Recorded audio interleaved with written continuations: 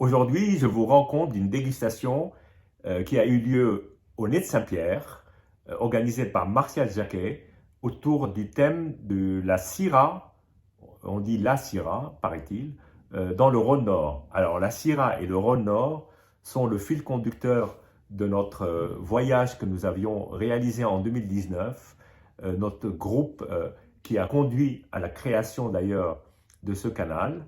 Et nous étions deux du groupe. Rassan, qui est aux États-Unis, évidemment, n'allait pas venir nous rejoindre en France. Qui plus est, c'était à Dijon, en Bourgogne. Donc, c'est un peu compliqué pour lui. En revanche, nous sommes retrouvés pour l'aller-retour, simplement, et profiter de cet instant de déguster à l'aveugle une liste que nous ne connaissions pas, de 8 vins.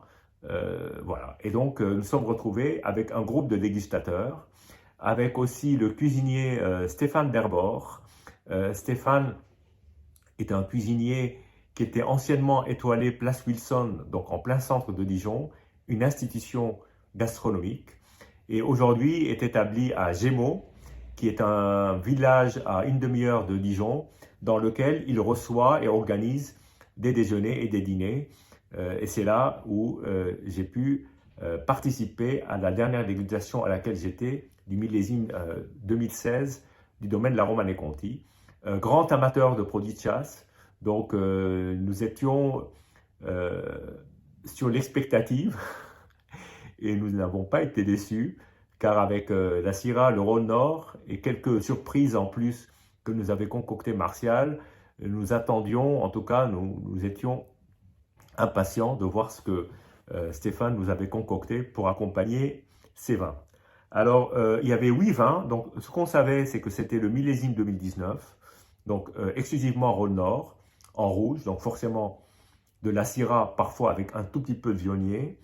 Et en l'occurrence, nous savions, avant de commencer la dégustation, qu'il y avait 3 Côtes du Rhône, 3 Saint-Joseph, un Hermitage et un Cornas. C'est intéressant d'avoir quasiment toutes les appellations. Il y en a peut-être une qui manquait à l'appel, qui est Gros Hermitage. Mais bon, nous avions Hermitage qui est bien. Voilà. Donc, nous étions une douzaine de dégustateurs autour de la table. Et nous avions chacun une feuille de notation. Et cette feuille de notation, à l'œil, le nez et la bouche, nous amenait à mettre une note sur chacun des vins, sur 20. Voilà. Donc, nous avons... alors, la note, c'est pas... On peut mettre des notes sur l'œil, le nez et la bouche, mais c'est pas comme ça que je procède. Moi, je donne une note globale en fonction de mon ressenti. Alors, en début de dégustation, c'est toujours très compliqué, parce que si vous êtes impressionné par le premier vin, parce que je précise que l'ordre était absolument pas logique, c'est simplement Martial qui connaissait les vins, mais qui connaissait pas l'ordre, a procédé à un sort d'ordre aléatoire. Donc on pouvait très bien commencer par la plus grande des bouteilles, ou en tout cas la plus belle étiquette, et puis finir peut-être par l'étiquette la plus modeste. Toujours est-il que donc nous avons commencé par le premier. Donc moi je vous dévoilerai au fur et à mesure les vins parce que après ça va être compliqué pour vous. Donc un premier vin qui était, alors lui il était totalement différent, totalement atypique de tout ce qu'on a goûté parce que rien que la robe était une robe de pinot noir. J'avais noté cerise claire, très légèrement évoluée. Le nez était un peu ouvert, très floral, très framboise, une attaque d'une grande fraîcheur. Le vin était bourguignon. On avait du mal à imaginer qu'il y avait de la Syrah derrière. Et en réalité, c'était une côte rôtie d'un domaine très peu connu qui s'appelle Chapuis-Ronel, donc la Claperonne, et je l'ai noté 16 sur 20. Alors, c'est très intéressant ce vin parce que ça ressemble vraiment pas du tout à un vin du Rhône Nord. Ensuite, nous avons attaqué alors un vin qui était une robe beaucoup plus sombre, cassis, un peu charbon même au nez. Là, vraiment, on était de plein pied dans cette région, très puissant à l'attaque, un beau vin, avec une légère amertume quand même, un côté encre qui nuisait un tout petit peu à l'équilibre, mais une belle stature, probablement dégusté très jeune. Alors 2019 est une grande année en Rhône Nord, donc là ils ont 5 ans, je pense que c'est des vins qui peuvent encore être dégustés 5 ans plus tard et procurer un égal plaisir, sinon plus grand. Donc celui-là, je l'ai noté 16,5 sur 20 et il s'agissait du Saint-Joseph du domaine André Perret. première fois que j'ai dégusté ce domaine. Ensuite, nous sommes passés à une bombe. C'était la bombe de la soirée. Et connaissant Martial, nous savions que dans les 8 vins, il devait y avoir un Jamais en Côte-Rôtie et un Faury en Hermitage. De toute façon, c'était chose pratiquement garantie, parce que ce sont deux domaines qu'il aime bien et qu'il suit bien. Et là, nous étions sur une robe très sombre, mais là, c'était plus chocolaté, cassis, poivré, épicé, avec un peu de violette, des tanins extraordinaires et un équilibre en bouche fantastique. Et là, je n'ai pas hésité, je l'ai noté 18,5. Absolument magnifique. Et ensuite, nous avons dégusté un autre vin qui était un peu plus clair, qui était sur le cassis, le champignon, une belle acidité, assez fruitée, assez vanillée, mais somme toute, manquant de matière, manquant de corps, pas assez plein en bouche et un peu court. Et là, je l'ai noté 15 sur 20, qui est la note la plus faible que j'ai donnée. Et là, en l'occurrence, il s'agissait de la Côte-Rôtie, Côte Pourpre, de Gaillard, qui est une cuvée référence en Rhône-Nord. Et là, j'avoue que nous étions assez déçus. Ensuite, nous sommes passés au 5e vin. Et là, c'est l'unanimité autour de la table, comme d'une seule voix. Magnifique, matière, douceur, beauté des tanins, complétude, épices, chocolaté. Ce vin avait tout. Et donc, nos yeux se sont tournés dans l'imaginaire vers Jamais, peut-être même vers Faury. Un nez de cerise, de cassis, un truc fantastique. Je l'ai noté personnellement 19,5, donc proche de la perfection. Pour moi, il n'y avait pas grand-chose à ajouter. Et c'était en fait le domaine des Remisières qui avait produit ce vin en cornasse. Étonnant. Alors d'abord, je connaissais un tout petit peu ce domaine-là, mais d'abord, j'ignorais qu'il produisait un cornasse. J'adore cette appellation. Mais là, c'était quelque chose d'absolument fabuleux. Ensuite, nous sommes passés sur un autre vin, à nouveau à l'œil plutôt couleur violette, noire, qui ressemblait un tout petit peu au cornasse, mais plus moi sur la prune que la cerise, avec des tanins, une assez belle puissance, fruits noirs, une assez belle plénitude, un grand classicisme, que ce soit dans l'élevage, dans le fruit. Je l'ai noté 18 sur 20, et il s'agit du Saint-Joseph la Dardouille, d'Emmanuel d'Arnaud. Emmanuel d'Arnaud est le gendre de Faury. Il a repris quasi en totalité, il a commencé par reprendre les vignes de Saint-Joseph, et là il a repris récemment une grande partie des vignes d'Hermitage, et c'était une très très très belle cuvée, donc noté 18 sur 20. Ensuite, un vin qui était plutôt floral, sur la mûre, une attaque assez pleine, beaucoup de tanins, manque de poli, j'ai trouvé. Je l'ai noté 17,5 sur 20. Et là, il s'agissait de l'Hermitage de Faury. Alors, diantre, donc en fait, on a découvert les vins qu'à la fin. Donc, on ne pouvait pas faire de déduction en cours. Et là, nous avons attaqué le dernier, le 8e, un peu plus clair, fumée, cerise, groseille, une belle acidité, pas mal de fruits, un beau vin, mais pas exceptionnel, que j'ai noté 16 sur 20, ce qui est déjà une bonne note.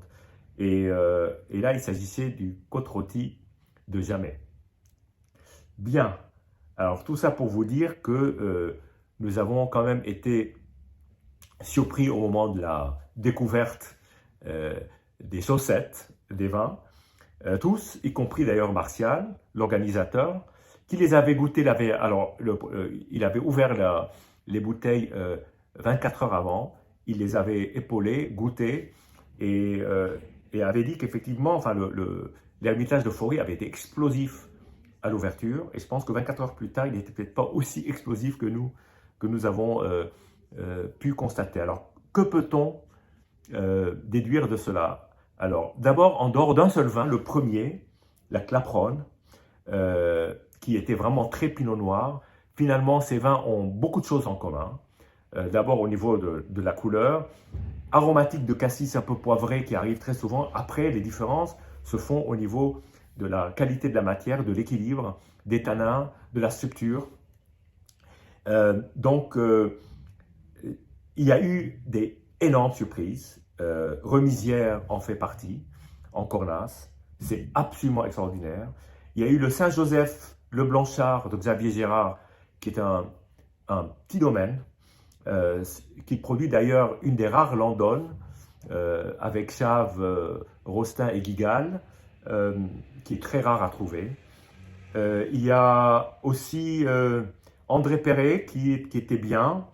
L'autre grande surprise, ce fut le Saint-Joseph de Darnaud, mais là on est moins étonné parce que ce sont des vins, ce sont d'abord les vignes de Faury et puis à la bonne école, on va dire, et on est plutôt content de voir que ça continue à se développer. L'Ermitage de Faury était beau, peut-être pas au niveau qu'on attendait, mais était beau.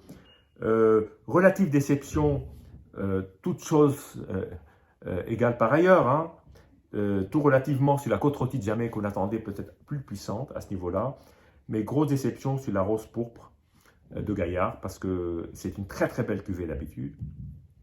Alors cela a été servi avec du civet de chevreuil qui était accompagné de pleurote, cuit à feu très doux pendant assez longtemps, et puis d'une purée à la truffe noire, puisque c'est la saison maintenant, la Tubermenansporum.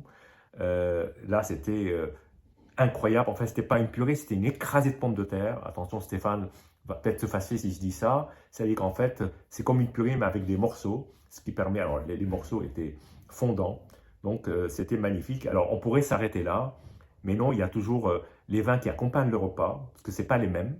Alors, on peut évidemment continuer à déguster les 2019. Et là, Martial fait appel à son fond de cave, si je puis dire. Elle nous a sorti 3 bouteilles à l'aveugle. Une première bouteille que j'ai trouvée plate et courte, mais je savais que c'était une grande bouteille, mais il fallait se lancer. Il s'agissait de la Landonne de Guigal en 2000. Honnêtement, ce vin est... Alors, soit il a passé son apogée, soit cette bouteille-là est pas au niveau, soit encore autre option, peut-être qu'il n'a jamais été exceptionnel, ou alors qu'il fallait boire dans sa jeunesse, qui est quand même assez décevant pour une côte rôtie de ce niveau-là. Ensuite, une deuxième bouteille que j'ai trouvée absolument fantastique. C'est une bouteille très très très rare, Domaine Jamais. Alors à l'époque, c'était les deux frères ensemble, avant que le domaine soit départagé en deux, donc les frères Jean-Paul et Jean-Luc, en 1997. Il s'agissait de la cuvée qui s'appelle les Sommets d'Aris. Cette cuvée est très rare, c'est une cuvée qui, je crois, a été faite qu'une seule année, en grappe, en égrappé, parce que Jamais a l'habitude de réaliser ses cuvées en vendange entière. Donc là, nous étions sur du pur égrappé. La cuvée était très fine, très délicate. J'ai vraiment adoré. Et ensuite, toujours à l'aveugle, une cuvée que je connais bien, que d'ailleurs j'ai eu l'occasion de commenter ici. C'était l'Ermitage 2000 de Bernard Faury. Magnifique, grande bouteille, grande densité, encore jeune, mais évidemment avec des arômes secondaires de champignons, de terre sèche, vraiment superbe. Et puis, comme il est souvent de coutume chez Martial, on termine toujours le repas avec un vin doux pour accompagner un cake au chocolat et aux fruits secs.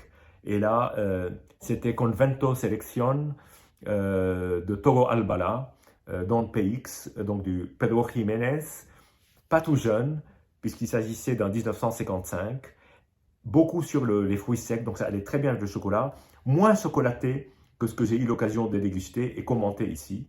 Et donc nous avons terminé cette soirée sur cette note de douceur, d'histoire, de grands témoins. Et bien entendu, ça a été une soirée où nous avons... Alors, il y avait une très belle ambiance ce soir-là. C'était sérieux, appliqué, mais en même temps détendu. J'ai appris à mieux connaître certains habitués de Nez Saint-Pierre. Et bah, j'étais content de retrouver certaines têtes. Et puis de déguster ces grands vins de Rhône-Nord, en particulier les vins matures, surtout les deux derniers, donc l'Ermitage de Faury et la Côte-Rôtie, les sommets d'Aris de Jamais, des frères Jamais, était un moment assez unique de convivialité, un accueil absolument fabuleux de Nez Saint-Pierre, avec toujours cette, cette honnêteté. On déguste à l'aveugle, on n'a pas peur de dire du bien de domaines qui sont relativement sous le radar, et surtout parfois d'être un peu déçu par rapport à les grandes étiquettes, mais d'être aussi enchanté par certaines étiquettes qu'on aime bien. Donc il y avait un peu tout pour faire un monde ce soir, et tout le monde était extrêmement honnête et direct et chaleureux. Voilà. Je vous dis à très bientôt.